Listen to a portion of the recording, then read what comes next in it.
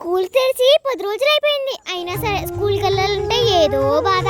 మా డాడీ నా బాధ పోగొట్టడం కోసం సాయంత్రం త్వరగా వస్తాను, వెళ్తూ వెళ్తూ ఐస్ క్రీమ్ కూడా కొనిస్తాను అని చెప్పారు. స్కూల్లో కూడా ఇంకా క్లాస్ ఏం జరగట్లేదండి. అందుకే మా టీచర్స్ కూడా మమ్మల్ని చక్కగా ఆడిస్తున్నారు. మా డాడీ చెప్పినట్టే సాయంత్రం త్వరగా స్కూల్ దగ్గరికి వచ్చేసారండి. వెళ్తూ వెళ్తూ ఐస్ కూడా కొనుక్కున్నాం.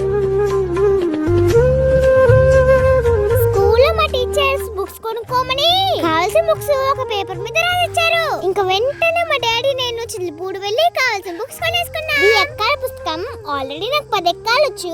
ఈసారి 20 ఎక్కాలు బట్టి కుట్టేయాలి. ఇంకా బుక్స్ వేసుకోవడానికి అట్టలు. ఈ బాక్స్ అయితే ఆడుకోవడానికి కూడా బాగుందని తీసేసుకున్నాను. ఇంకా సాయంత్రం డాబాయికి పుస్తకాలకి అట్లేసే పని మొదలు పెట్టేశాం. ఇంకా పుస్తకాలు కట్లేయాలి అంటే చిన్న యుద్ధమే జరిగింది. మా డాడీ వేస్తుంటే అలా కాదు అని చెప్పి మా అమ్మ వేస్తుంటే నీకు అసలు కుదరట్లేదు అని మా డాడీ. నా పుస్తకాల కోసం వారిద్దరు అరుచుకుంటూ ఉంటుంటే ఇల్లంతా సందడిగా పండగలాగా ఉంటుంది.